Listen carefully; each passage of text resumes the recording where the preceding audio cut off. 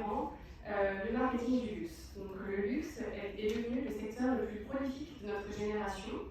Les plus grandes marques font l'objet d'un véritable culte, tout comme leurs ambassadeurs. Le chiffre d'affaires de ce secteur continue de croître et après la crise du Covid-19, le secteur a repris son mouvement ascendant. En 2022, on comptait 600 000 emplois en France dans le secteur de la mode et du luxe. Cette filière pèse également 154 milliards d'euros de chiffre d'affaires et représente 1,7% du PIB français. En même temps que le chiffre d'affaires, le secteur a évolué pour s'adapter et permettre cette croissance. Ainsi, les marques traditionnelles peuvent se sentir menacées, donc ils n'ont pas eu d'autre choix que eux aussi de se digitaliser. Et donc ce soir, nous verrons ensemble les stratégies de communication, l'impact de la data ou encore de la presse dans ce secteur. Et pour parler de ces sujets, de la stratégie et de l'évolution du luxe en France, nous allons accueillir 3 invités prestigieux que je vous prie d'accueillir chaleureusement. Dominique Busseau, CEO de Forbes France et Oniric Magazine.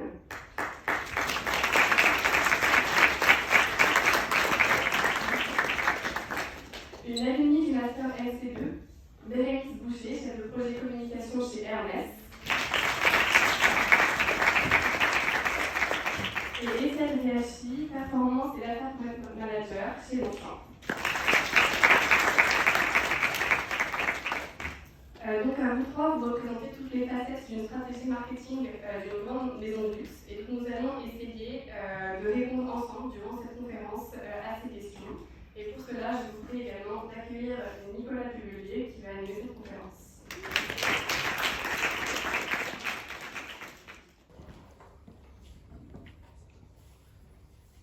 Alors bonsoir à tous. Donc on s'est aperçu à 154 milliards, c'est quand même énorme en chiffreté, et on est lancé en tête. On va pouvoir discuter de tout ça avec nos invités et des évolutions du secteur qu'a pu nous parler Pauline. Alors déjà, on aimerait savoir, Dominique, si vous pourriez nous parler un petit peu de vous, notamment comment est-ce qu'on devient CEO de Forbes France. Bonjour à tous, merci de m'accueillir à votre séminaire, je crois que c'est notre conférence sur le marketing du luxe. Alors comment on devient CEO de Forbes France? En fait, j'ai un petit peu forcé les portes du desktop parce que c'est pas une annonce que j'ai vue sur internet où il y avait un post qui disait on recrute un directeur pour Forbes France. En fait, j'avais une expérience dans les médias depuis une quinzaine d'années et j'avais monté une société avec un fonds d'investissement. Ça s'est pas très bien terminé, ça a terminé des fois avec les fonds d'investissement. Et donc je recherchais de monter une nouvelle entreprise aventure média entrepreneuriale. Et donc je suis parti aux États-Unis, j'ai été voir quelques marques médias, dont Forbes. Et donc j'ai été voir le président de Forbes aux États-Unis. Je lui dis voilà, Forbes est quasiment centenaire, puisque le magazine a été lancé aux États-Unis en 1917. Forbes est centenaire et vous n'êtes pas en France. Et c'est un gros trou sur votre map mondiale. Ils étaient déjà présents dans 37 pays. Et je leur ai dit il faut que vous lanciez Forbes en France, et avec moi et personne d'autre. Il a été un peu attendu au début. Et puis finalement, après quelques meetings à New York, quelques mails, quelques visios, quelques allers-retours, au bout de quelques mois, j'ai acheté la licence Forbes. Donc en fait, j'ai créé ce poste qui n'existait pas. Donc j'ai créé la licence Forbes. J'ai fait un lancement Web First en fin 2016 et j'ai lancé le magazine français, le premier en 2017 pour le centenaire du magazine en 1917. Voilà, en quelques mots. Très bien, merci. Et donc vous avez récemment créé Oniric, qui n'est pas une licence, je pense, qui est une création de toute pièce. Comment est-ce que vous en êtes arrivé à cette volonté de créer un nouveau magazine et qui en plus est basé sur le lifestyle de luxe?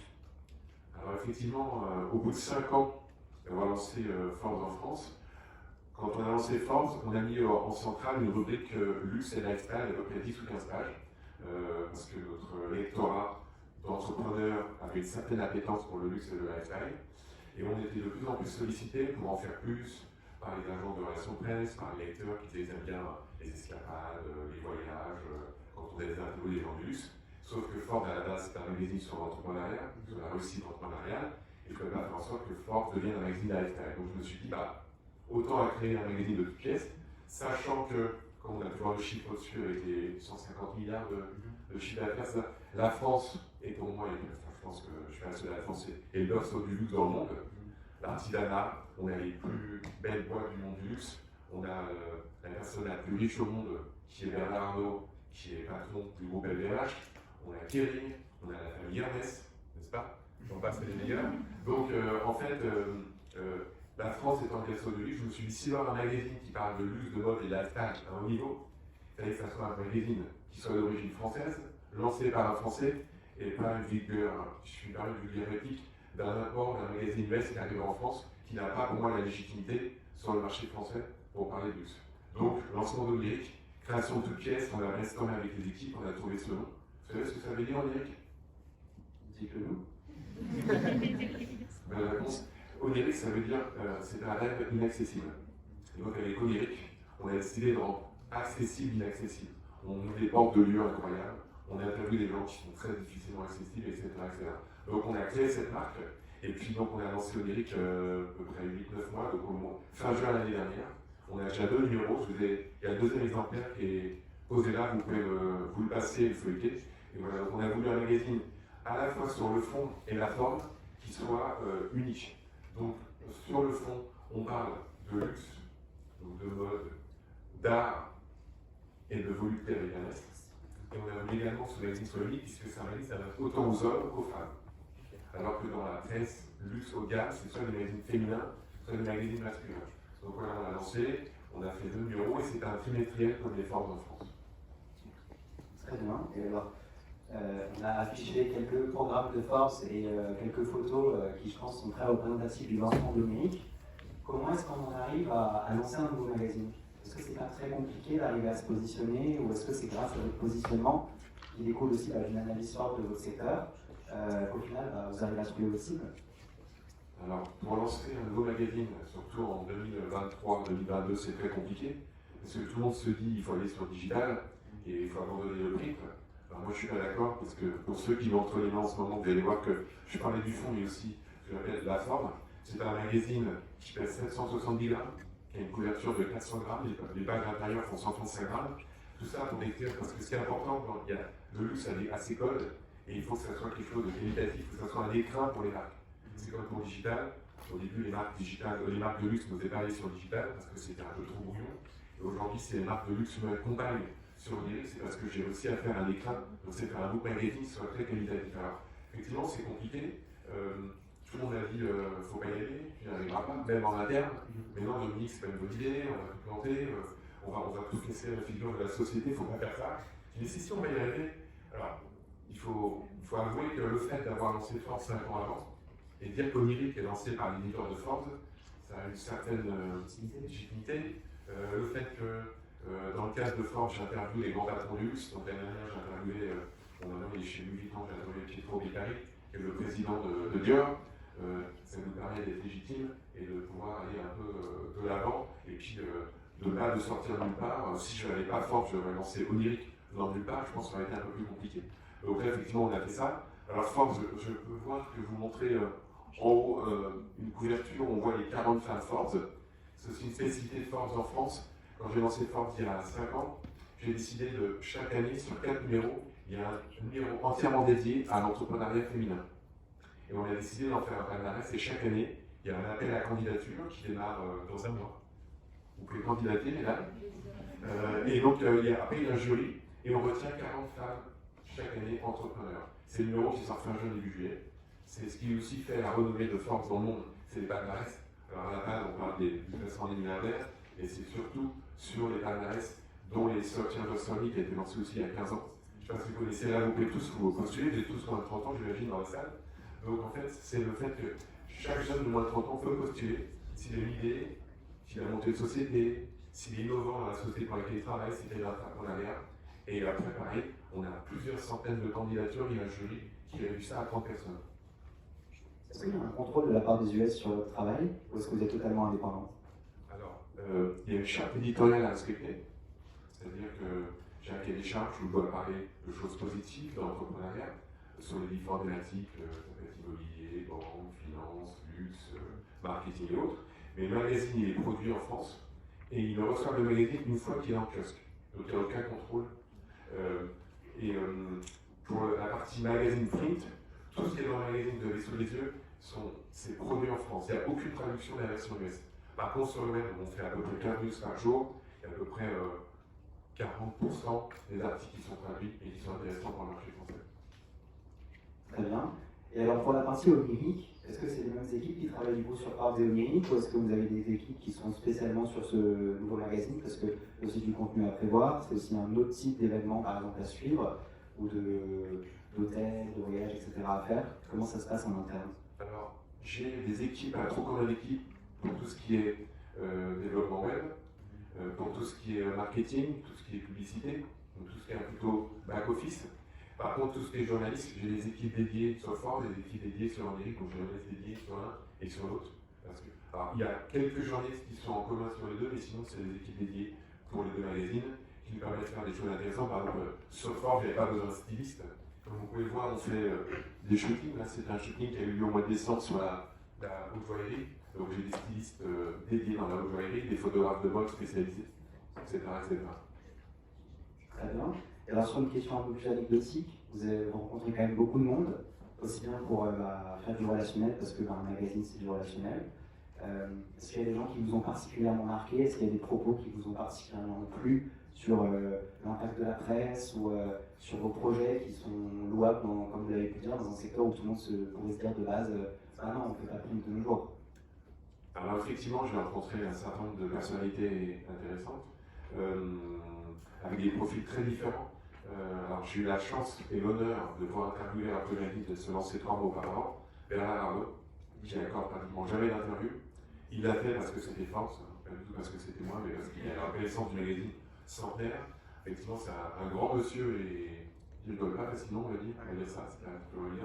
Et puis plus récemment, j'ai fait une interview pas d'un français, mais d'un anglais qui a été anobli par la reine, qui s'appelle Sir James Dyson. Vous devez tous connaître les produits Dyson en passant des aspirateurs aux sèche-cheveux, ce qui permet de faire des boucles et autres. Et alors, lui, ce qui était très intéressant, c'est sa résilience. Quand on est entrepreneur, on se doit d'être résilient. Et il me racontait qu'avant d'être au point, le premier prototype d'aspirateur, il a échoué, tenez-vous bien, 5126 fois, pendant 5 ans. C'est qu'au bout de la 5127e fois qu'il a réussi à mettre au point ce moteur rotatif assez incroyable, performant. Et il a fait ça pendant 5 ans. C'est plus de 5000 essais. Et pendant 5 ans, aucune banque, aucun fonds d'investissement n'a voulu suivre.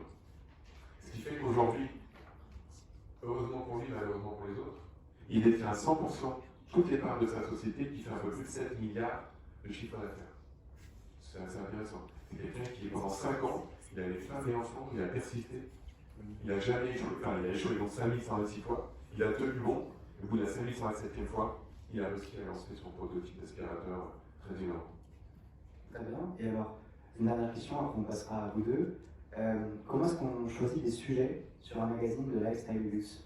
Parce qu'il y a quand même 1001 manières de traiter un sujet et 1001 sujets.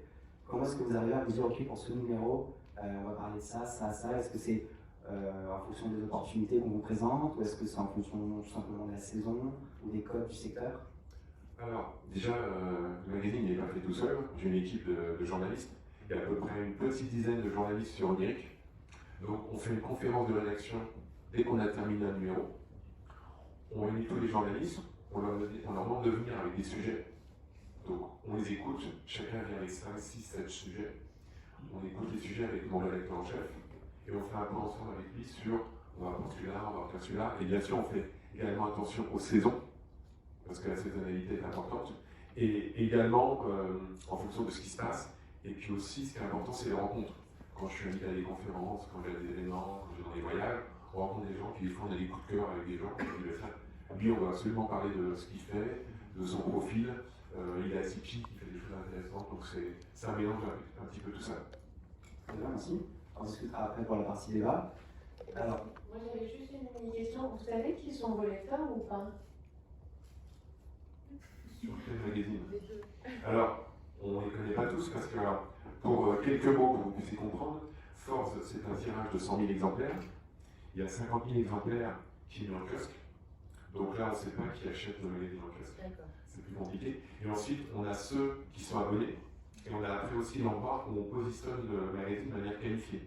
On est dans des palaces, on est dans des business conférences. Donc, pour schématiser, sur Ford, c'est plutôt des entrepreneurs, des directions générales, des professions libérales qui achètent et qui utilisent Ford. Et sur Onirique, c'est un peu la même chose, avec des gens qui ont encore un peu plus le goût de l'appétence pour le luxe. D'accord.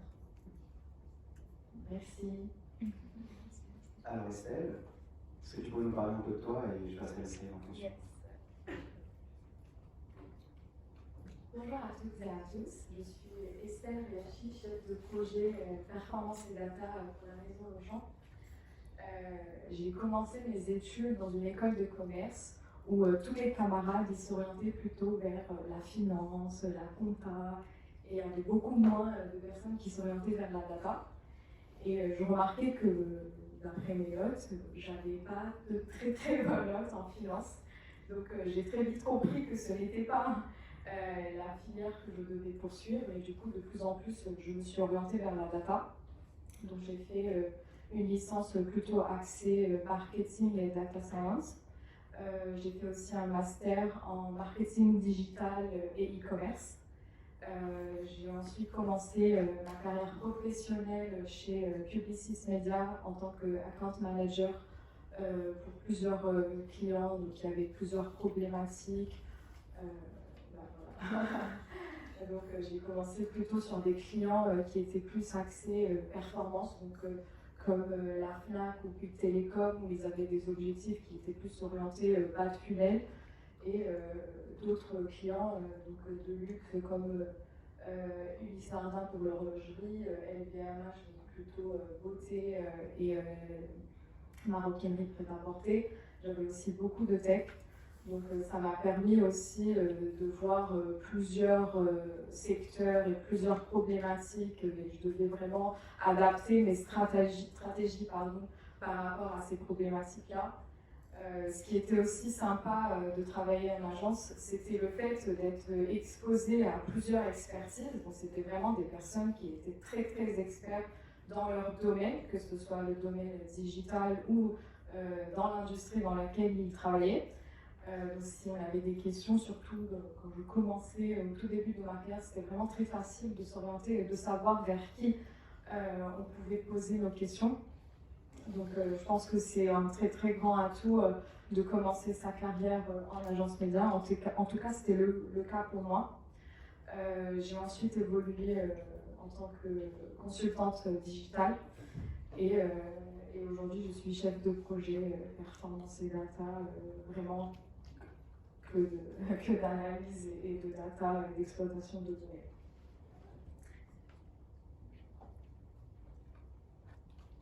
Donc, je vous ai mis quelques petites images. Tu veux dire quelque chose? On avait évoqué l'idée que tu nous parles un petit peu aussi de qu'est-ce qui te parle toi, et aussi de l'impact de la data chez Auchan concrètement. Yes. Est-ce que c'est en lien avec ces... Non, pas vraiment, mais on peut parler de ça si vous le souhaitez. La data, je ne pense pas qu'il y a une industrie qui n'a pas été impactée par la data. Après, en soi, la data, ce n'est rien, c'est une ligne de données. Mais si on ne l'exploite pas et on en tire des informations et des analyses, les data ne servent à rien.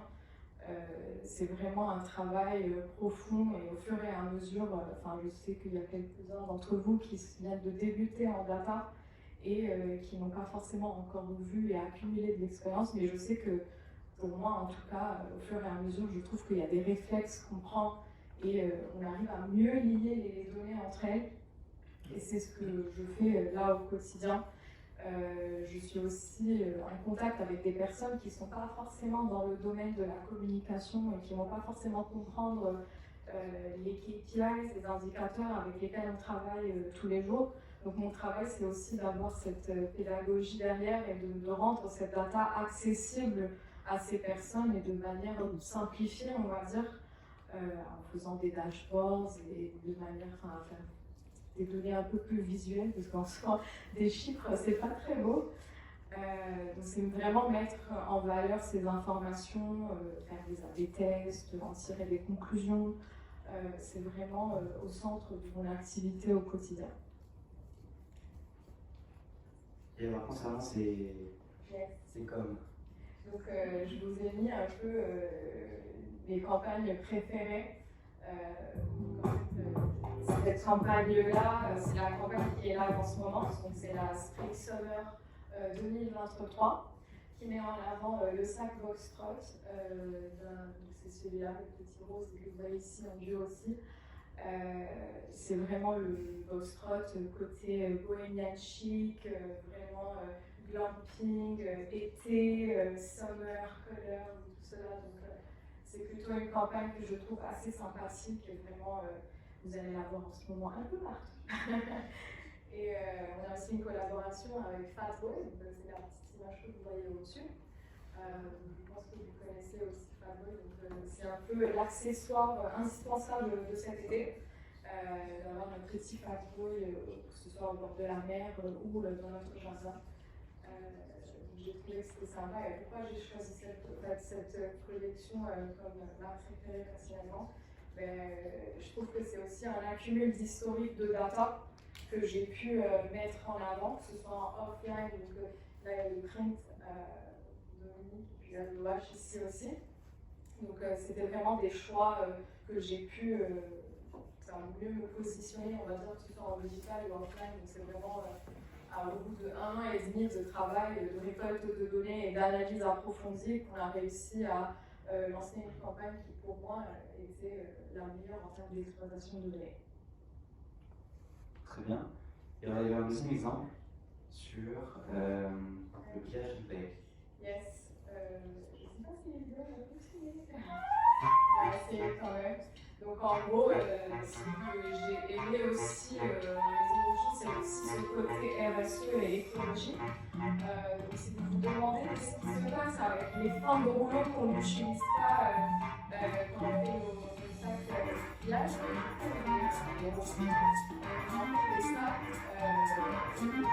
l'été, c'est un peu l'idée avec le jeu de mots en fait, de rejouer des matières qu'on n'a pas pu finir. Donc c'est utiliser la fin de nos stocks de rouleaux et de matières de nylon et les recycler, les mettre en avant dans des nouvelles œuvres d'art de cette manière-là.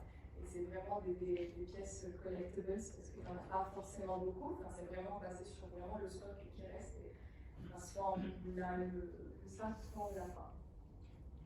Est-ce que c'était basé aussi sur l'idée de l'analyse avant de la data et se rendre compte qu'il y avait un besoin et un sujet qui devait être traité?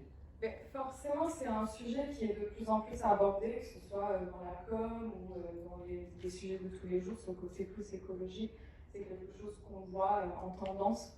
Après, je pense que c'est pas vraiment une tendance sur laquelle il faut surfer, il faut vraiment l'employer comme quotidien. Enfin, c'est quelque chose qu'il faut prendre au quotidien et je pense que l'exploitation de la donnée, elle se fait aussi de ce côté-là. C'est pas seulement comment faire vendre nos sacs à tout prix, c'est aussi faire passer ce message de il faut être plus écologique, il faut aussi se rendre compte des conséquences de tout ce qu'on est en train de faire.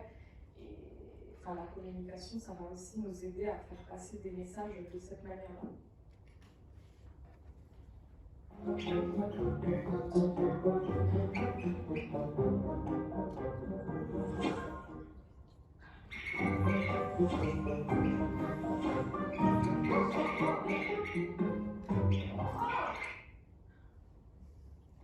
Merci beaucoup. Merci à vous. Alors maintenant, Léonie, est-ce que tu peux nous parler un petit peu de ton parcours et de ce que tu fais chez Hermès? Alors bonjour à tous, donc pour ma part j'ai commencé mes études en histoire de l'art du coup à la Sorbonne. J'étais spécialisée en master en histoire de l'art de la mode et j'ai fait tous mes stages. J'ai fait tous mes stages du coup dans des musées, dans des maisons de vente aux enchères, mais plutôt côté communication. Et j'ai eu la chance du coup d'intégrer un master pro, donc un autre master pro en communication pour un peu clôturer mon parcours et pour compléter ce côté recherche avec quelque chose de plus professionnalisant. Donc voilà, j'avais fait mon alternance du coup en communication chez Hermès à la maroquinerie. Donc comme était maroquinerie, vous savez que chez Hermès il y a plusieurs métiers, dont la soie, les parfums, le prêt-à-porter. Et j'ai pu du coup à la fin de mon alternance continuer un CDI dans la maison. Donc la particularité d'être côté métier, c'est qu'on est vraiment sur tous les aspects de la communication, mais uniquement de la maroquinerie. Donc ça passe par tous les leviers qu'on connaît, donc ça va être la publicité, la presse et l'influence. je réitère que la presse est très importante pour nous, les relations presse chez Hermès. On a donc tout ce qui est contenu donc, sur le digital, que ce soit sur hermès.com ou sur notre page Instagram ou LinkedIn. On a une grande partie aussi qui est dédiée encore plus que nos concurrents à l'événementiel, qui cible différents publics, que ce soit du VIP au grand public, pour pouvoir promouvoir nos savoir-faire et les valeurs de la maison. Et on a aussi, donc j'ai dans mon périmètre, les vitrines de magasins et les éditions comme Le Monde Hermès, qui est un magazine qui est proposé aux clients du coup en magasin et qui raconte en fait nos collections. Donc voilà, donc dans mon périmètre, j'ai toutes ces actions de communication. Après, je continue. Donc, on a nos campagnes institutionnelles, qui sont nos campagnes de pub, et donc le challenge et la stratégie donc, du coup du métier, c'est de pousser un peu le bon produit au bon moment. Donc, c'est jamais pareil d'une collection à une autre. Ça va être déployer une main joaillière comme on a sur le Kelly. Alors, on voit peut-être pas si bien, mais c'est une poignée qui est en or massif. Donc, du coup, c'était aussi pour présenter notre main joaillière dans la maroquinerie. Ça va être aussi conquérir l'homme avec ce sac qui s'appelle un Oakura, qui est un peu le Birkin à l'homme.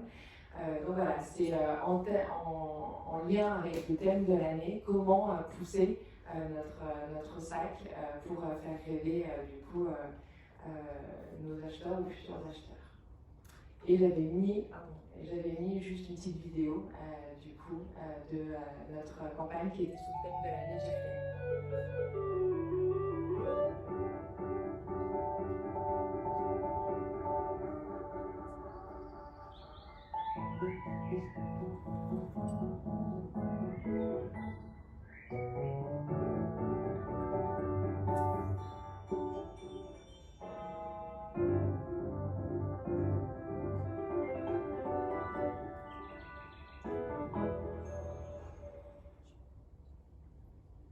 Alors, pour l'agence, moi, parce que je sais que c'est une des questions que j'avais, on travaille donc, du coup avec Publicis depuis, j'ai l'impression, presque toujours, puisqu'il y a des gens qui sont là depuis 40 ans chez Hermès et qui me disent qu'ils travaillent avec Publicis. Donc voilà, qui fait la créa en lien du coup avec notre holding en fonction du thème de l'année. Vous savez que maintenant vous avez travaillé pour The Spot. Exactement. Et alors, moi j'avais une question quand vous avez évoqué là, toutes les facettes de votre métier. On pourrait penser qu'il y a des dizaines ou des milliers de personnes qui travaillent sur ça. Donc en tant que chef de com chez Hermès, combien vous êtes à travailler sur tout ça? Ou est-ce que toi tu es au management de toute cette grande maison pour la partie institutionnelle? Alors, du coup, on est un chef de projet par métier. Donc, on a l'impression que c'est assez peu finalement. Donc, on a 17 métiers chez Hermès, donc il y a 17 chefs de projet communication qui sont vraiment rattachés au métier. Et après, il y a une vingtaine de personnes qui sont à notre holding et qui travaillent plus sur la stratégie transverse du coup des métiers chez Hermès. Et après, bien sûr, on a nos contacts du coup en filiale qui déploient les événements, nos communications institutionnelles comme le Monde Hermès, etc. en filiale. Et donc pour eux, tu les briefes? Ou est-ce qu'eux font aussi appel à des agences et comment ça se passe? De quoi, pardon?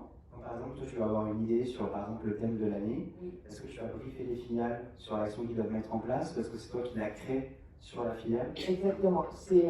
On briefe vraiment les filiales qui sont assez indépendantes et qui peuvent aussi avoir leur propre direction artistique, que ce soit par exemple sur WeChat, etc. Ils ont leur propre DA du coup en filiale. Très bien. Et alors tu voulais nous parler aussi d'autres missions? Oui, donc des autres actions de communication qui sont très importantes du coup chez Hermès et chez nos concurrents bien sûr, mais c'est les relations presse qui sont pour nous vraiment une visibilité, il faut le rappeler, gratuite. Puisque du coup, non mais c'est vrai, ça permet de parler de la marque vraiment et d'avoir des sujets profonds et institutionnels gratuitement grâce aux journalistes qui veulent bien parler de nous. Après, donc, on a nos attachés de presse qui font leur travail de réalisation presse et ça nous permet donc d'avoir des contenus plus institutionnels mais aussi d'avoir des shootings dans lesquels on a une diversité de créations, ce qui n'est pas le cas du coup dans une publicité. La publicité c'est un peu la même partout, alors que quand on prête un produit dans la presse, ils ont leur propre DA et ça permet d'avoir de belles parutions presse comme j'ai pu mettre du coup sur la slide qui mettent en avant nos produits. Donc bien sûr, parfois on en a où il y a du Vuitton et du Gucci, mais j'ai préféré mettre celle où on était tous seuls.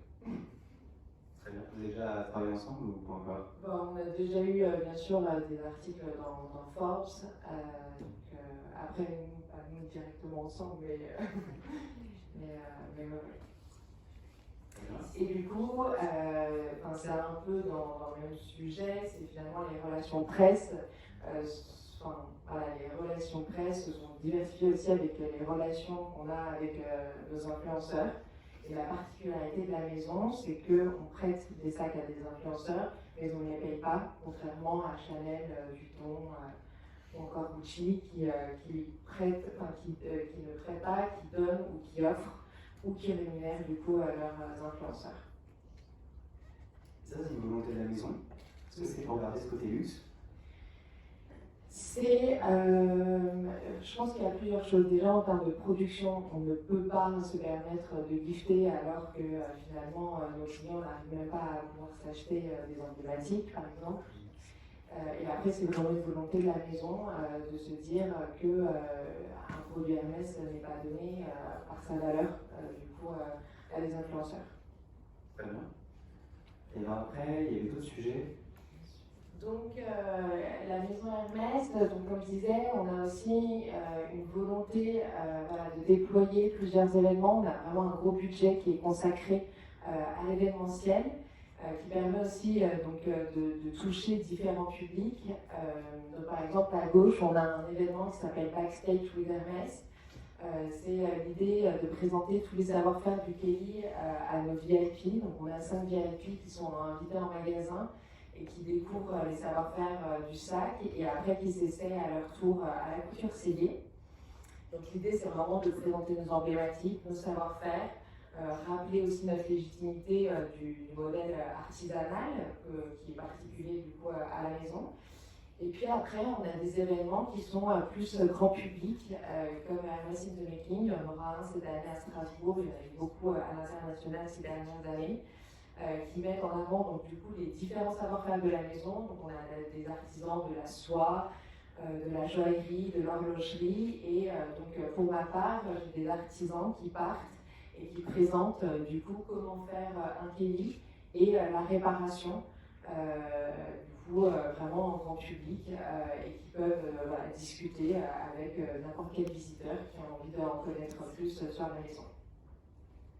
C'est intéressant, on en reparlera après.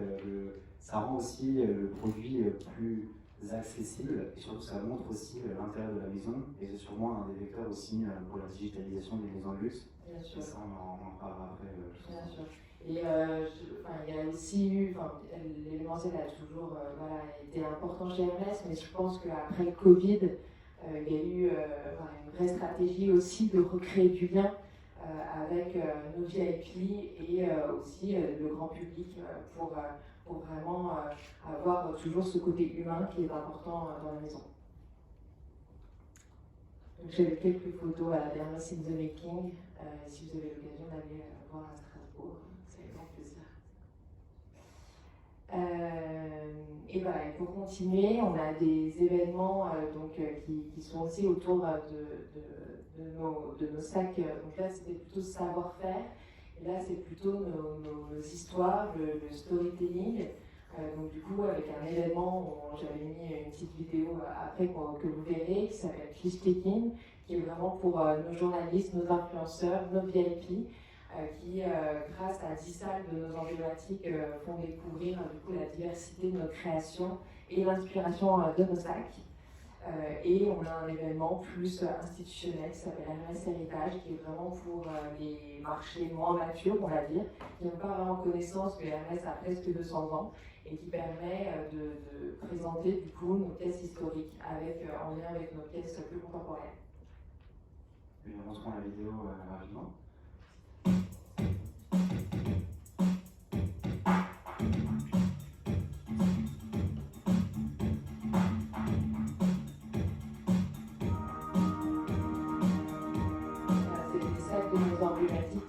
mettre en place. Donc là, on a mis un Hermès de la Camélia, donc c'est super épaisse.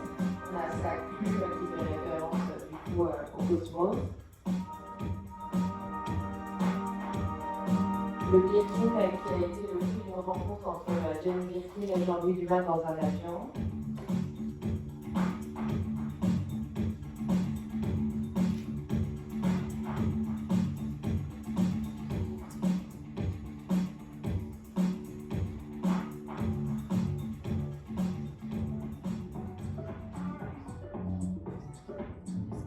Le sacrolit qui fait référence à la mer avec sa boucle, le plume, le boulet d'or qui fait rappel au clou de chien, le bolide qui est inspiré du coup des voitures, le Kelly de notre actrice Kelly.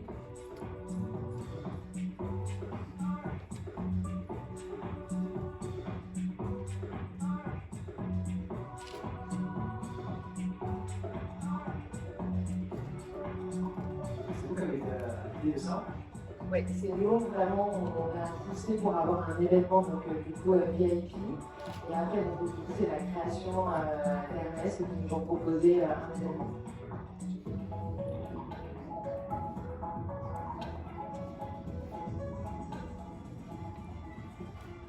Ça permet aussi d'avoir un regard plus ludique aussi sur notre création et enfin, ne pas se prendre au sérieux. Même si voilà, on a aussi de grands savoir-faire et de hautes voltiges qui sont présentés du coup dans ces événements.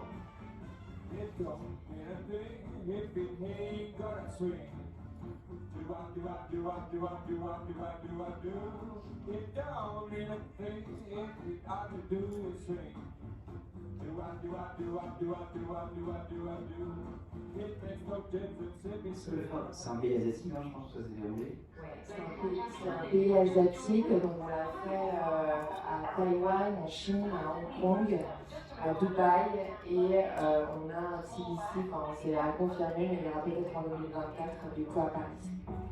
Est-ce que c'est des choix réfléchis des pays? Est-ce que c'est en fonction de la cible? C'est finalement, on le propose à tous les pays et après, bien malheureusement, c'est un peu en fonction du budget de la filiale qu'elle accorde du coup à cet événement.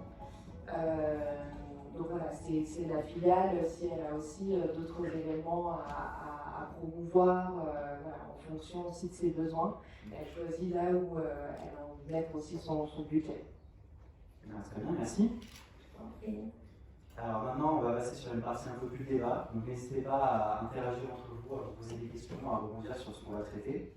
J'aimerais commencer par une citation, non plutôt, je reprendrai un petit peu, mais c'est ce qu'il a dit de Bernard Arnault, qui disait que dans ces maisons, ils n'ont pas besoin de faire de marketing parce que de toute manière, ils vont vendre. Et ils peuvent créer un produit qui ne se vendra pas, dans tous les cas, il deviendra iconique ou dans tous les cas, un produit de la marque de luxe. Donc, on se demandait si au final, tous nos métiers, que ce soit la partie communication ou la data pure, est-ce que ça a quand même un sens de faire du marketing dans du luxe? Oui, toujours. Enfin, il y a différentes sortes de faire de la communication et du marketing. Le bouche à oreille, c'est du marketing aussi. Il n'y a pas forcément besoin de faire des campagnes paid, énormes, des pages, etc. Enfin, il y a toujours cette... je pense qu'on est tous familiers avec le funnel de conversion. La vente, elle est tout en bas. Il y a beaucoup d'objectifs qui peuvent être atteints grâce à la communication et grâce à ces... Enfin, la data va aussi jouer un rôle à mieux comprendre en fait ce que le consommateur va chercher et c'est pas forcément la vente finale. Enfin, on peut créer un produit, effectivement, on peut créer un produit qui n'est pas forcément à la vente, mais créer cette désirabilité, ça va rentrer aussi dans le storytelling, faire passer des messages. Je ne pense pas que le marketing est le seul objectif du marketing, c'est de créer de la vente.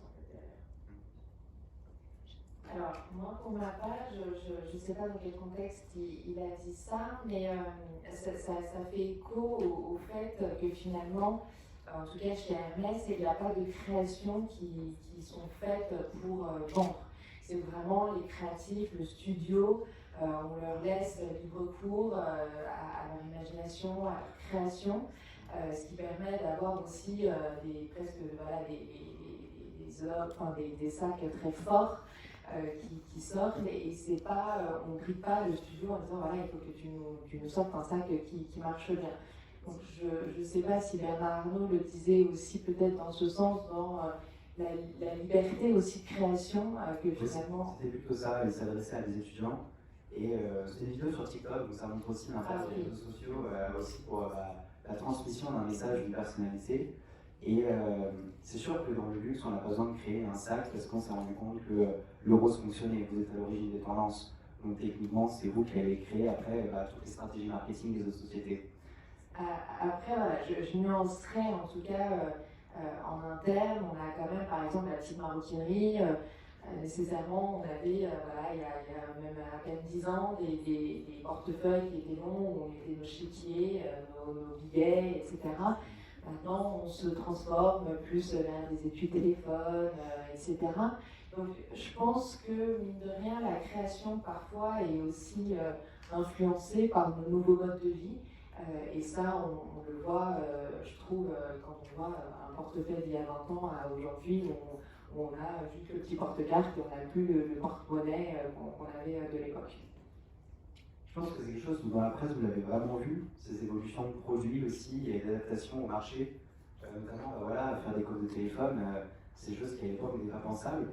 Est-ce que vous dans la presse par exemple c'est des choses que vous avez envie de mettre en avant aussi pour montrer que une marque se modernise, ou est-ce qu'au contraire par exemple chez le mec vous dites non, on va rester sur une image très authentique, traditionnelle des maisons, donc on va surtout garder par exemple les sacs, les biens que tout le monde connaît. Alors, je vais revenir à la citation de Bernard Arnault, ou à sa côte. Je pense que c'est aussi un peu provocateur de dire ce genre de choses. Parce que, quoi qu'il en soit, il y a l'écosystème, le marketing, la presse, les relations de presse, etc. C'est indispensable pour le cycle de vie d'un produit. Ce qui se passe, c'est qu'avec le marketing, la presse, les relations, on crée de la désirabilité. Donc, on donne envie d'avoir un produit. Alors, c'est pas forcément de la vente directe, parce que il y a peut-être 100 000 personnes qui vont désirer le produit, il y en aura peut-être 100 qui vont pouvoir l'acheter. Mais cette désirabilité du produit fait en sorte que tout le monde en parle, tout le monde se dit tiens, j'ai vu un tel avec ce produit-là, etc., etc. Et vraiment, finalement, ceux qui peuvent se le permettre, ceux qui ont les moyens, vont l'acheter. Donc je pense que c'est l'ensemble du processus, quand on parle de vente multicanale, c'est aussi pareil dans le marketing de la communication, c'est multicanal, c'est qu'on va voir à la télé un clip vidéo, on va voir un article dans la presse, on va voir un post sur TikTok, sur Instagram, on va voir toutes ces choses-là font qu'au final, on pense à ce produit, il y a plein de points de contact et on fait en sorte qu'on ait envie de ce produit-là. Donc dire qu'il n'y a pas besoin de marketing pour vendre des produits, je ne suis pas d'accord avec monsieur Arnaud. Je peux le dire en face si je le vois là, on voit prochainement. C'est important. Et donc par rapport à ce que vous dites, c'est que dans le numérique, on traite de tout. On va traiter de produits traditionnels, donc du Birkin, du Kelly, mais on peut aussi, pourquoi pas, traiter parler des nouvelles pochettes de téléphone que peut faire Hermès ou que peut faire Longchamp, on peut faire les autres maisons. Il n'y a pas de raison, il faut qu'on parle de tout, il faut qu'on soit éclectique. Il faut à la fois parler de l'artisanat, rester sur le classique, mais aussi ouvrir les horizons de nos lecteurs pour montrer que les nouvelles choses sont possibles. Il y a quelques marques qui se sont lancées depuis quelques temps sur le Web3, sur les NFT et autres. Il faut en parler également, quoi. Il faut parler de tout, il n'y a pas de tabou. Très bien, et ça me permet aussi de rebondir sur une pensée que j'avais eue sur le discours d'Estelle. Quand tu parles de l'impact de la data aussi aujourd'hui, en l'occurrence chez Longchamp, est-ce que ça ne va pas à l'encontre de cette authenticité et de ce classique? Est-ce que c'est vraiment, du coup, comme on peut le dire par rapport à nos échanges, une évolution du secteur qui maintenant fait qu'ils sont obligés de se mettre là-dedans, comme par exemple le fait de faire des codes de téléphone parce que vraiment on utilise un téléphone, ou est-ce qu'au final, en long terme, c'est aussi une volonté d'aller plus loin? Je pense que c'est plus le luxe aussi, c'est aussi l'expérience, elle va aussi continuer dans la communication. La base de la data, c'est pas de se conformer aux normes, des tendances et tout, c'est plus comprendre notre consommateur et personnaliser nos annonces au maximum par rapport à cet internaute, son consommateur, en offline ou en online. Et c'est aussi d'exploiter ces données pour mieux définir un persona et savoir personnaliser, que ce soit les wordings, les créas. Un exemple tout simple, c'est qu'on a fait des études et on a remarqué que, par exemple, dans les pays messageries, ils réagissaient, il y y avait de l'engagement quand la modèle photo elle était plus asiatique par exemple.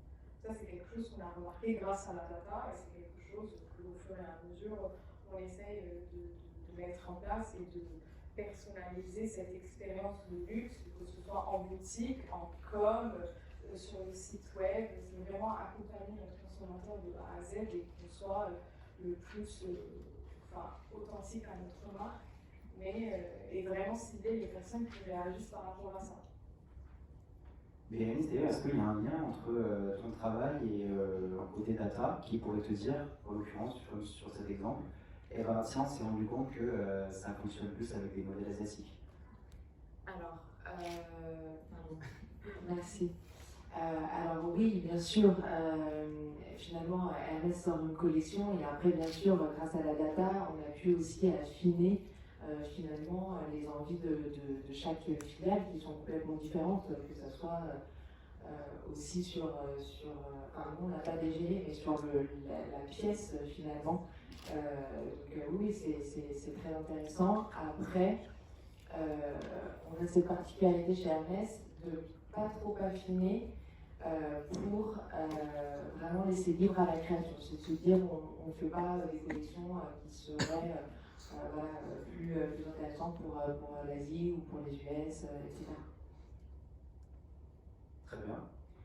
Et il y a une tendance en ce moment qui est la personnalisation. On voit aussi que certaines marques de luxe s'y mettent. Qu'est-ce que vous pensez de ça? Est-ce que au final, c'est pas dénaturer un petit peu le produit de base que d'y ajouter une petite citation ou son petits initiaux, etc. Alors, nous, chez Hermès, la personnalisation, finalement, on l'a depuis très longtemps, puisque, en fait, à l'origine, on est Célia Nasher, et donc finalement, les selles, etc., étaient faites un peu sur mesure, du coup, pour le cavalier. Donc, on a comme l'ADN de la personnalisation dans la maison. Donc nos sacs ont été très vite frappés avec des initiales, etc. Donc bien sûr, on a le déploiement aujourd'hui digital de la personnalisation où on peut, grâce au e-commerce, personnaliser encore plus, avoir des simulations, etc. Mais on l'a comme inscrit finalement dans notre ADN depuis toujours. Est-ce que vous ressentez ça aussi du secteur, comme quoi ils tendent à la personnalisation? Je pense qu'il y a toujours eu de la personnalisation, et il y a des vagues qui vont, qui viennent. Un certain nombre de marques, effectivement, sont dans l'ultra-personnalisation, même des marques automobiles, où on peut choisir dans des marques d'automobile de luxe certains qui est unique, en passant au laboratoire et en faisant une peinture qui est vraiment spécifique. Donc ça va être toujours dans l'ultra-luxe, j'aurais tendance à dire, et je pense que Hermès c'est une marque de luxe très haut de gamme, la personnalisation a toujours existé. Parce que ça a toujours été le cas où il y a toujours une expérience client qui est importante. On fait venir le client dans les ateliers, on fait participer le client à la fabrication du produit, de la voiture ou autre. Donc dans l'ultra-luxe, cette personnalisation a toujours été vue. Par contre, ce qui se passe, c'est effectivement des marques un peu plus mainstream dans le monde du luxe essaient de se raccrocher au wagon et de faire eux-mêmes de la personnalisation. Très bien, et ça, c'est très intéressant parce que. Je crois que je suis en train de mourir. Merci.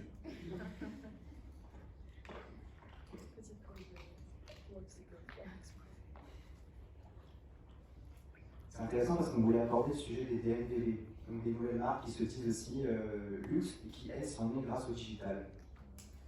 Quand on dit nées grâce au digital, c'est-à-dire que elles sont nées avec les réseaux sociaux, chose qui, dans les marques maisons traditionnelles, sont arrivées un peu comme un éléphant et on se dit, c'est quoi ça, qu'est-ce qu'on fait, comment on réagit. Et je pense que c'est la même chose pour la presse. On sait aussi que c'est très compliqué pour la presse de s'adapter, par exemple, au site web avec des articles en ligne, des choses comme ça. Comment est-ce que vous, en interne, vous avez ressenti cette vague de nouvelles marques qui arrivaient? Et est-ce que ça a aussi été moteur pour votre digitalisation au sein, en l'occurrence, des réseaux sociaux, par exemple?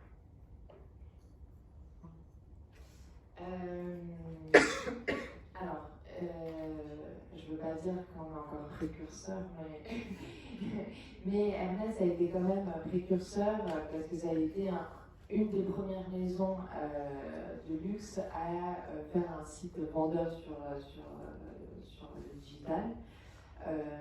Donc je pense que, je sais pas trop quoi répondre finalement. Je pense qu'on a toujours cette volonté quand même de vivre avec son temps, de se dire, on aime bien se dire qu'on est artisan contemporain. Donc finalement, j'ai envie de dire que Ernest n'a pas eu peur finalement de ces nouvelles marques, mais avait cette ambition de toujours se renouveler et d'être au plus proche finalement de ces nouveaux consommateurs. Après, bien sûr, le fait que les réseaux sociaux arrivent, je pense, permet aussi une diversité de création, permet d'avoir, sur Instagram, je pense, on a des artistes digitaux qui travaillent pour nous, et je pense que c'est un autre regard qui est porté sur la maison, qui apporte beaucoup aujourd'hui.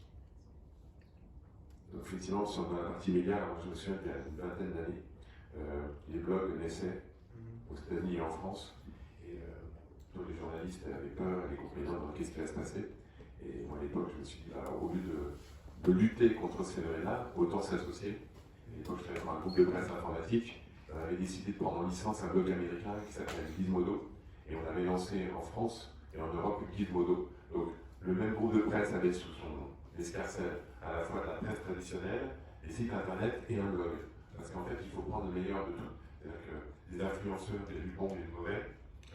Sur Instagram, TikTok, il y a du bon et du mauvais. Dans la presse, il y a aussi du bon et du mauvais. Donc, c'est pas forcément ce qui dépend de la plateforme, c'est plutôt le créateur de contenu. Alors, ça peut être un journaliste, un créateur de contenu, ça peut être un Instagrammeur, ça peut être un TikToker. Et je pense que c'est l'ensemble, c'est la richesse de ces différents mondes qui se mélangent dans tous les sens qui font qu'au final, on avance. Il y a les influenceurs qui ont donné des idées à la presse traditionnelle. La presse traditionnelle donne aussi des idées aux influenceurs. Et c'est ce mélange de genres qui fait qu'on arrive à avoir quelque chose, une communication 360 degrés, qui est de plus en plus riche. Et le digital permet d'aller au-delà des frontières, avec le live, les vidéos, les photos interactives, la 3D, tout ça. C'est vraiment très intéressant en fait. Il faut pas, dès qu'il y a une nouvelle tendance, il faut pas lutter contre. Comme la télé, il y a les plateformes de streaming qui arrivent, la télé marche, la télé pas, c'est plus compliqué, il faut savoir renouveler le genre. Dans tous les cas, il y a de la place pour tout le monde, il y a la cohabitation est vraiment possible pour tout le monde. Très bien. Et Estelle, si on pourrait aussi avoir ton point de vue, mais peut-être en ajoutant aussi une partie très data. Quelle data est-ce que tu analyses toi, et est-ce que ça a aussi été une évolution de la source de données par rapport à ses concurrents? Par rapport à ses concurrents, même avant que je rejoigne la maison d'Auchan, on regardait aussi les ventes, est-ce qu'elles se faisaient en boutique ou en ligne. Ça, je pense que c'est un paramètre qui est très important pour voir vraiment la différence.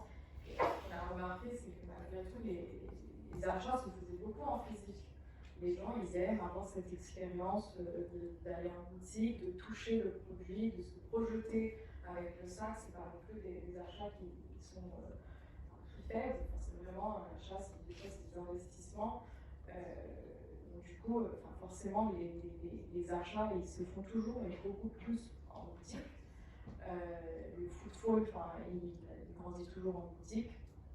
Après, le digital, en soi, c'est aussi une première entrée, on va dire. Donc, les gens, ils vont se projeter, ils vont voir le produit. C'est aussi facile parce qu'on va cibler des personnes qui nous semblent plutôt pertinents par rapport à la marque, par rapport au produit, par rapport à la collection. Si c'est une collaboration, par exemple, avec un artiste spécifique, on va cibler sa communauté et du coup, ils vont s'intéresser plus à une annonce, à un post, etc.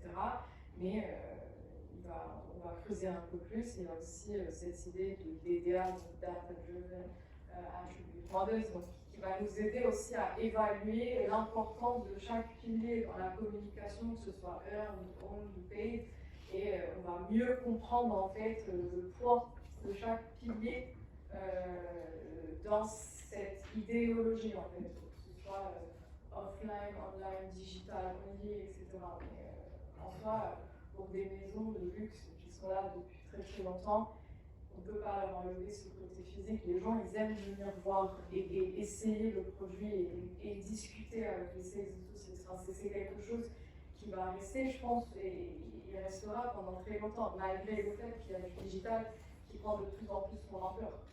je pense que c'est une entrée en fait et pas la seule façon de faire. D'ailleurs, sur ce storytelling et cette expérience client, comment est-ce qu'on communique dessus et comment est-ce qu'on la retransmet aux autres?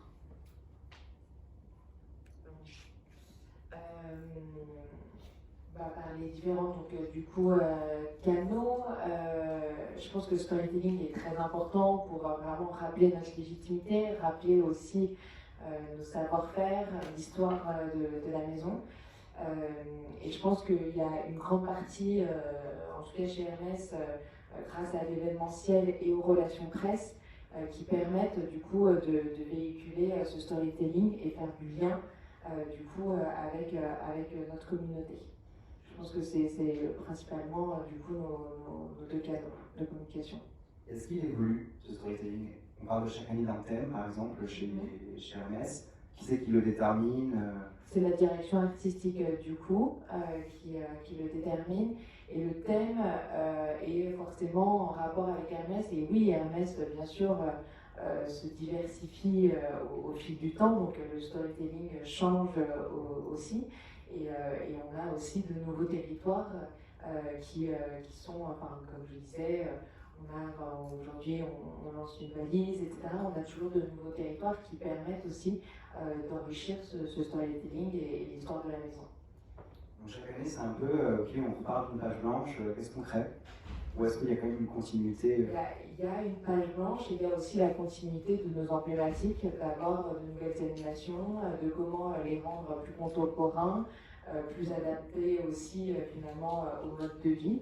Donc c'est vraiment la continuité de notre héritage et c'est aussi des nouvelles créations qui sont émergées du coup à chaque collection. Très bien, et alors dans la presse, comment est-ce qu'on retransmet un storytelling? Alors, en fait, ce qui se passe, c'est que c'est souvent les marques qui viennent pitch, les agences de presse, et qui essayent de trouver toujours des nouveaux storytelling pour attirer le journaliste. Parce que, comme vous savez, on est extrêmement sollicité. Des marques de luxe, il y en a pas mal, des marques en général, il y en a énormément. Et donc, au final, c'est le journaliste et le média qui fait le tri. Donc, en fait, plus le storytelling est innovant, touchant, différent, plus on va avoir tendance à vouloir traiter ce sujet par rapport à un autre. Donc, en fait, on voit le storytelling qui nous est amené par la marque, et ensuite, le journaliste ou les journalistes en font un petit peu leur tambouille, font leurs affaires avec, et retranscrivent quelque chose avec un peu leur ressenti, leur personnalité également. Et à la base, le storytelling, il vient des marques. Donc en fait, le magazine, il a quand même un choix énorme dans le fait que c'est lui qui va choisir quel storytelling mettre en avant, et ainsi pour les grands magazines, et c'est ce que va devenir au numérique, être créateur de tendance. Effectivement, c'est que en fait, la base d'un magazine, c'est de faire de la curation. C'est-à-dire qu'on est sollicité, on reçoit des centaines de mails par jour de communiqués de presse dans tous les sens. Ou un autre, il faut faire un choix. Donc le choix, c'est toujours subjectif quelque part. On va traiter ce sujet par rapport à un autre sujet.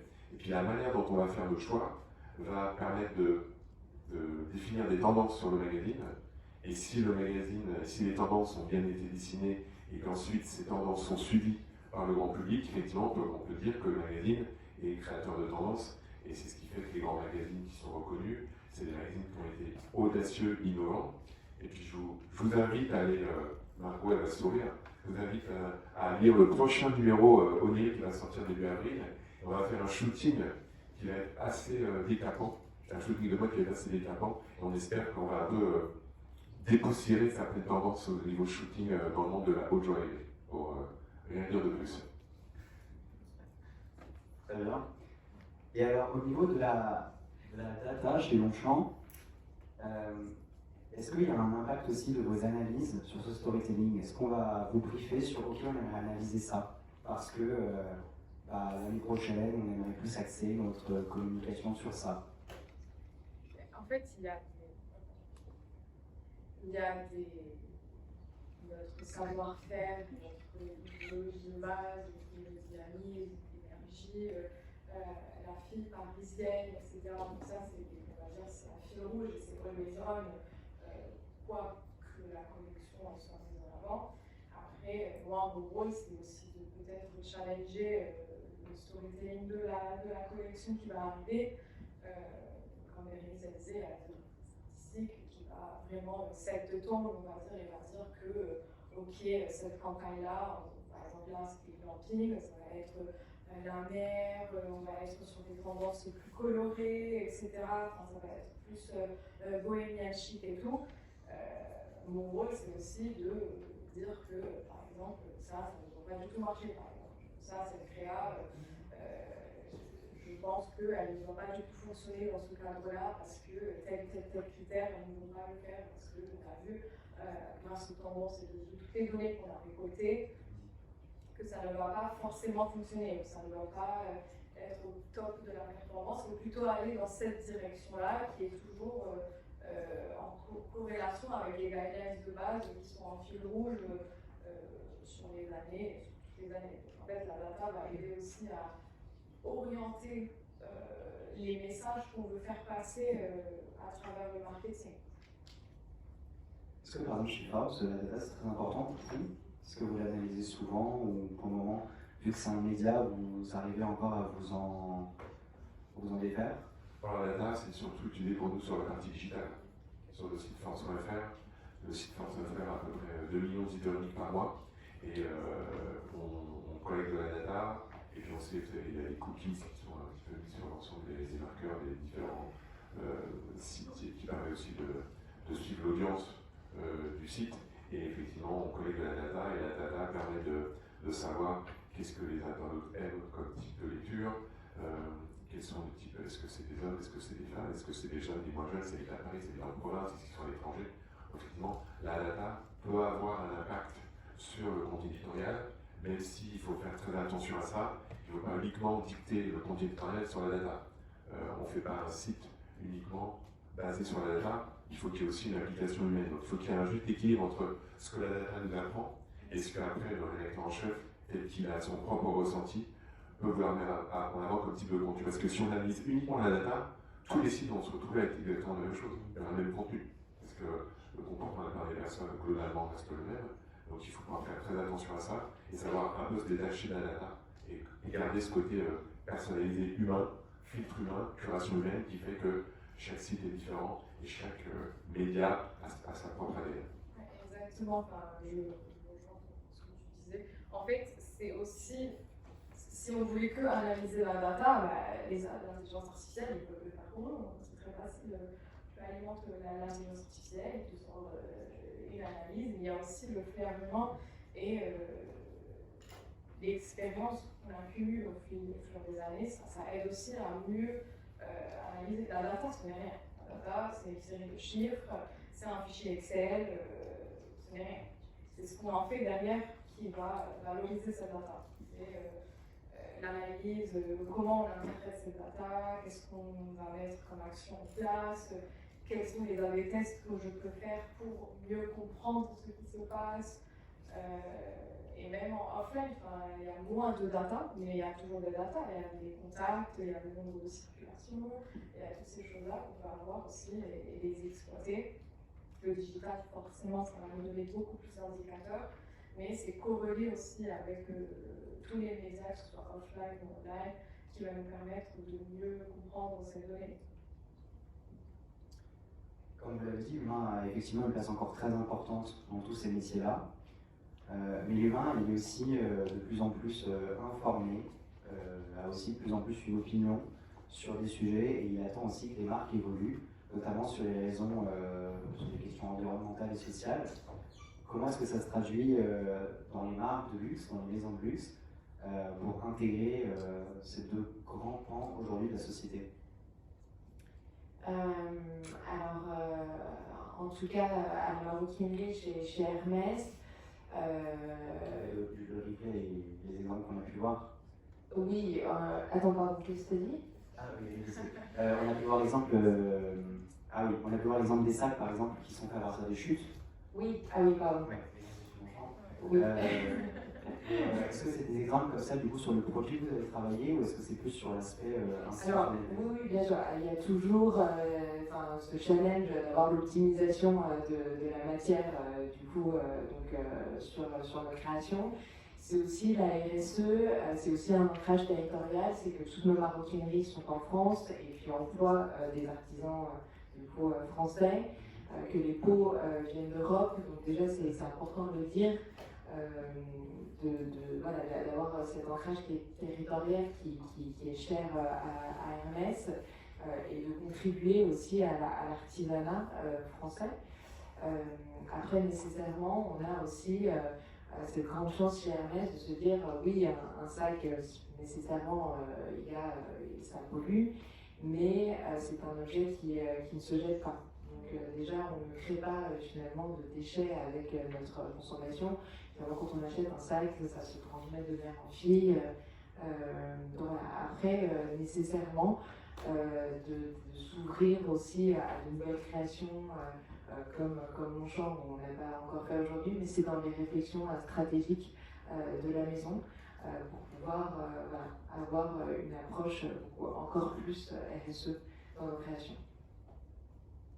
Très bien, et du coup chez Longchamp, il y avait ces sacs-là, mais est-ce que aussi c'est des pistes de réflexion sur comment devenir plus vert Je sais que c'est des tendances sur le marché de la com, c'est aussi faire des choix plus écologiques dans les médias qu'on choisit au quotidien.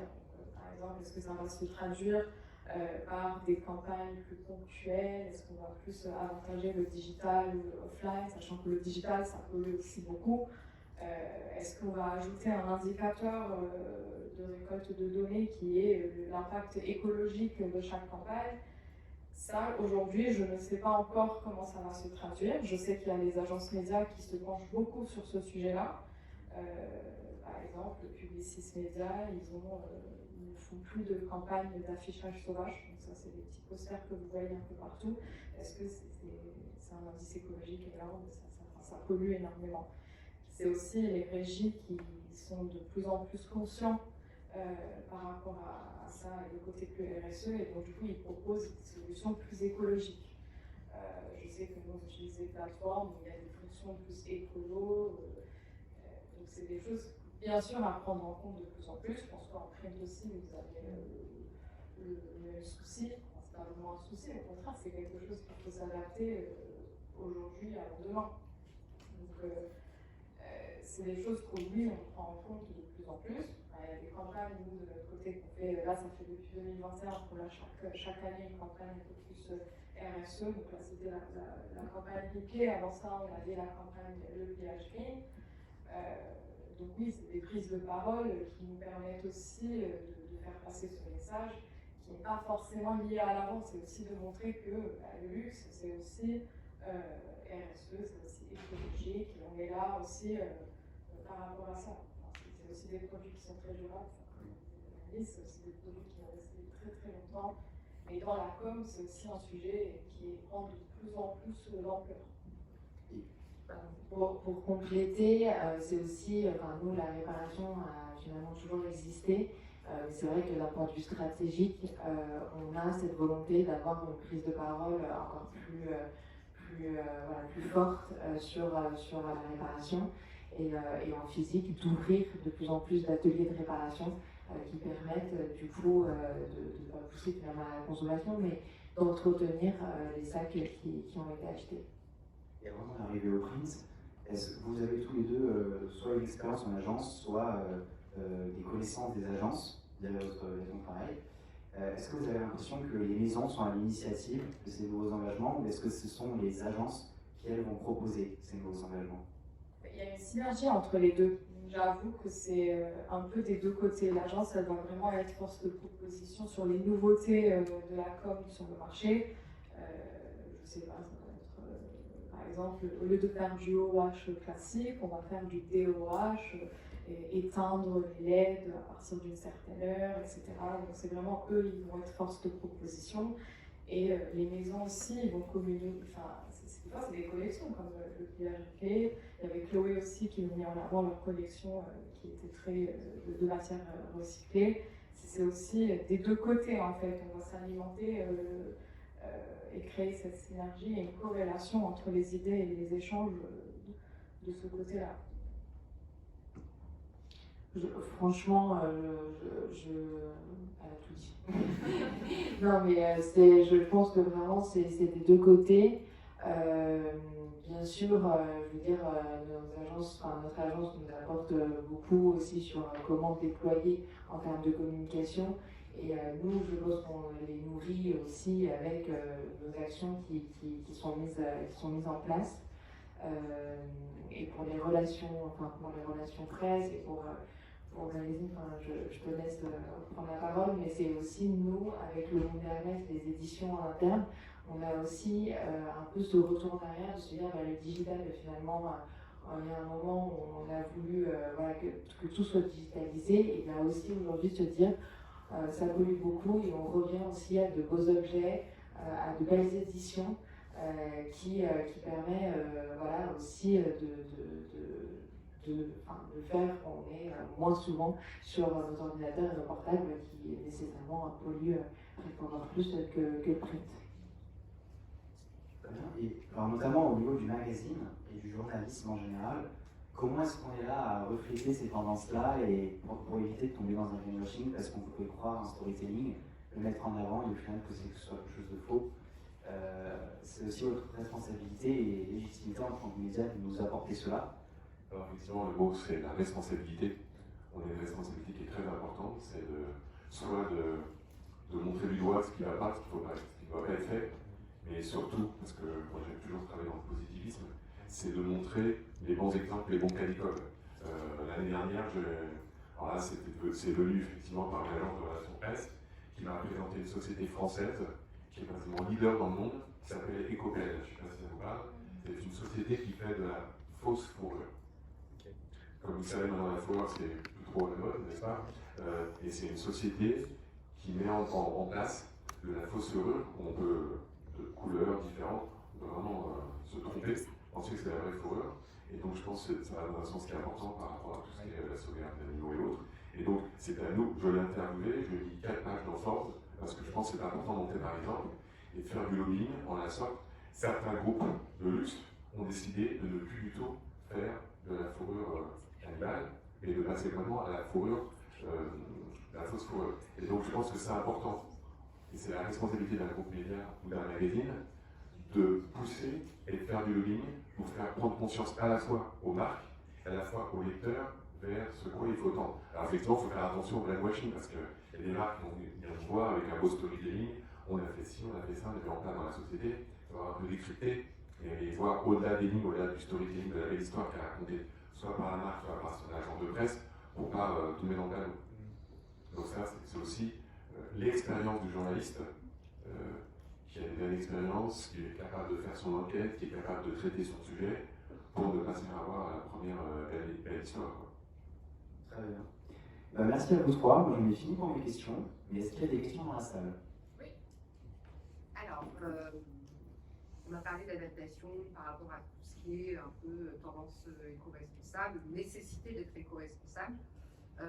Est-ce que le secteur du luxe s'adapte aussi dans sa manière de communiquer en ces temps d'inflation, ou est-ce que, parce que votre cible est, on peut le supposer, un peu épargné par la crise économique, est-ce que finalement ça ne change rien à votre manière de communiquer?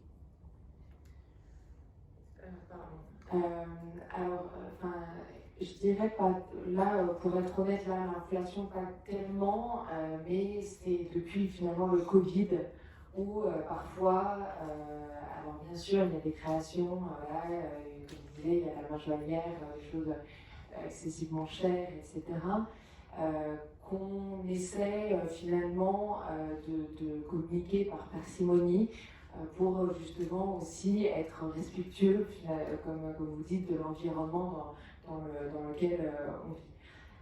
Après, nécessairement, je permets à chaque fois de rappeler que grâce à ces choses de luxe, il y a quand même plus de 6000 artisans qui travaillent en France. Et c'est important aussi de nourrir cet artisanat français. Et bien sûr, en plein Covid, on adapte notre manière de communiquer nécessairement sur les temps difficiles. Et je parle aussi de la guerre en Ukraine. On avait un sac qui était avec du cœur de Russie. Bon, forcément, on adapte un peu la com, quoi. Mais voilà. Après, c'est aussi d'être, comme tu dis, être responsable et de ne pas être complètement déconnecté de la réalité. Quelqu'un veut rebondir ou prochaine question? Prochaine question? Oui. Comment, avec le print, est-ce que vous arrivez dans le marketing du luxe ou le marketing en général à récupérer des datas? Est-ce que vous y arrivez ou est-ce que ça reste quelque chose d'assez intangible, la prestataire? Alors, on peut l'avoir par les abonnés déjà.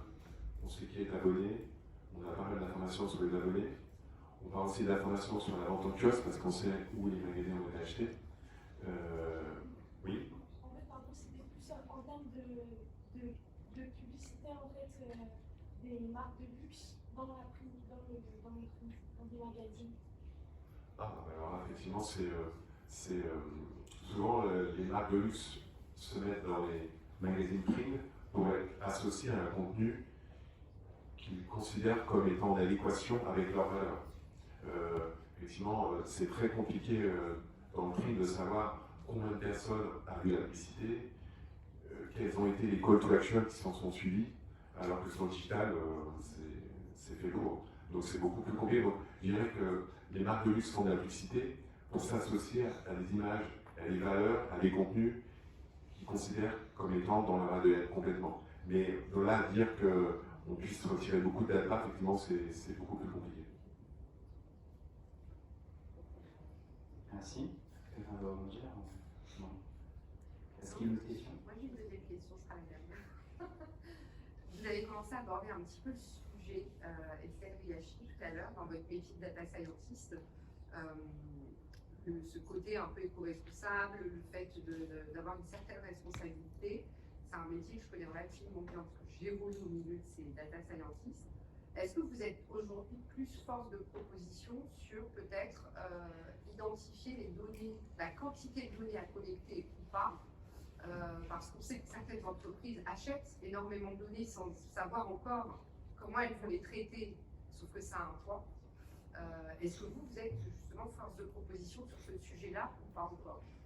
Oui, ben en fait, moi j'ai des données. Oui. Donc je préfère traiter 4 fichiers Excel que 400. Non, mais honnêtement, c'est aussi avoir de la donnée pertinente et ne pas juste récolter des données pour récolter des données parce qu'en vrai, ça ne sert à rien. C'est plus on est pertinent et plus on a des données qui vont nous aider à mieux en tirer des informations et une analyse qui vont améliorer. Après, est-ce que je suis force de proposition? L'environnement de la maison Auchan est comme ça. Ils sont très RSE, on va dire, dans notre quotidien au sein de la maison.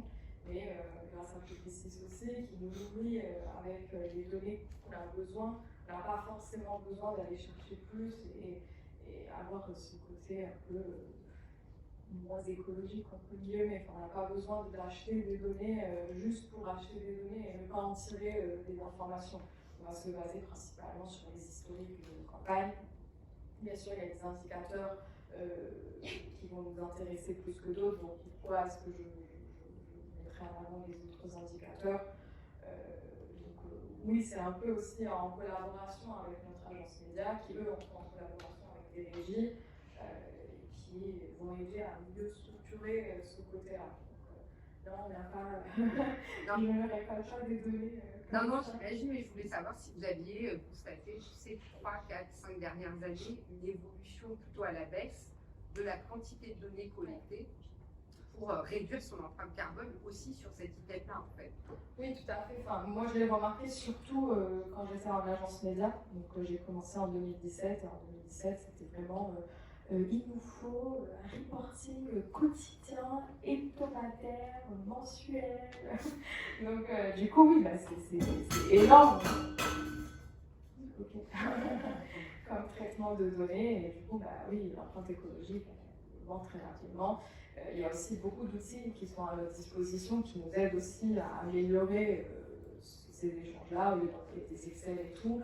Il y a Looker Studio, par exemple, qui est un outil de Google qui nous permet aussi de faire des visualisations de données qui sont directement reliées à notre source de données, que ce soit Google Sheets, etc. Donc ça aide aussi à améliorer les échanges de données avec nos collaborateurs. Donc oui, entre 2017 et aujourd'hui, j'ai remarqué qu'il y a vraiment un shift de ce traitement de données et ce demande de reporting qui était plutôt constant avant. Merci beaucoup. Allez, une dernière question. Mélodie. Merci. Moi j'avais une question en fait.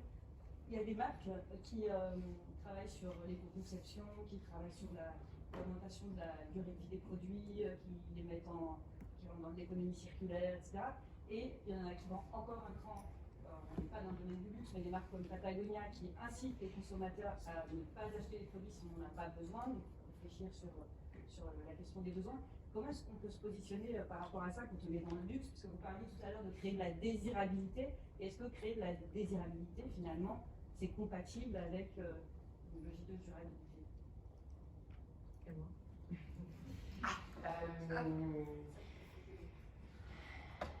C'est complexe parce que nécessairement, en effet, créer de la désirabilité, c'est nécessairement d'avoir la consommation en effet derrière. Je dirais que pour Hermès, c'est toujours d'avoir quand même cette consommation qui est responsable dans la manière de faire. Nos petites maroquineries sont faites finalement à partir de l'optimisation de la matière, etc. Donc on crée de la désirabilité, mais on essaie quand même de faire les choses au mieux. Après, je suis d'accord, je vous rejoins finalement, une société pousse un peu à la consommation, si je peux le permettre. Après, c'est des produits qui sont aussi en quantité limitée. On n'est pas sur du fast fashion, on ne va pas créer 100 000 copies du même sac pour qu'on en vende le plus. Il y a aussi ce côté où on va créer une petite quantité de sacs par rapport à la matière première qu'on a à notre disposition. Et oui, créer de la désirabilité, c'est pas forcément vendre le produit final. C'est aussi faire rêver des jeunes filles qui se projettent dans certaines campagnes. Et c'est pas forcément acheter le produit final. Très bien, merci. Et une dernière question? Mais moi j'avais une question. En 2020, avec le confinement, on a vu beaucoup de marques s'installer dans le métaverse, notamment les Balenciaga qui a fait son défilé de Fashion Week sur une plateforme de métaverse. Et je voulais savoir, selon vous, quel avenir a le métaverse ou quel avenir il a déjà dans les stratégies marketing des grandes maisons de luxe? J'avais lu un article qui disait que finalement on en parlait beaucoup, mais qu'il y avait assez peu de consommateurs aujourd'hui. Je pense qu'il y a un avenir qui est certain. Je pense que nous, personnellement, chez Hermès, on n'a pas encore trouvé notre créneau du coup dans la métaverse, mais je pense qu'il y a un avenir en termes de création qui sera très probable dans toutes les marques de luxe finalement dans ce nouveau canal. J'avoue que je suis frileuse finalement dans la réponse parce que je pense que c'est inévitable qu'on y aille, mais on n'a pas encore trouvé notre créneau. Et c'est même étonnant parce que le NFT finalement pour une pièce unique, Hermès, Longchamp ou que sais-je dans le monde du luxe, ça nous paraît presque évident finalement quand on y pense. Oui, mais c'est aussi une maison, je pense, qui est très attachée à la matière et qu'on ne retrouve pas forcément du coup dans cette digitalisation. Donc je pense qu'en effet, il y a quelque chose, comme vous dites, d'unique, mais qu'on n'a pas encore bien trouvé notre créneau et que c'est la raison pour laquelle on n'y est pas encore. Est-ce que j'ai quelque chose, par exemple, chez Oniric, on vous met en avant et que vous trouvez que c'est un sujet qui arrive de plus en plus? Vous parlez des NFT? Oui, et le métaverse. Je donne rendez-vous dans un mois et demi. On va faire l'initiative NFT avec le magazine Force. Je vous en dirai pas plus. Ça, c'est un bon mot de la fin alors. merci beaucoup à tous pour être venus ici pour les questions. Merci aux invités. Je vais remercier la ville qui a beaucoup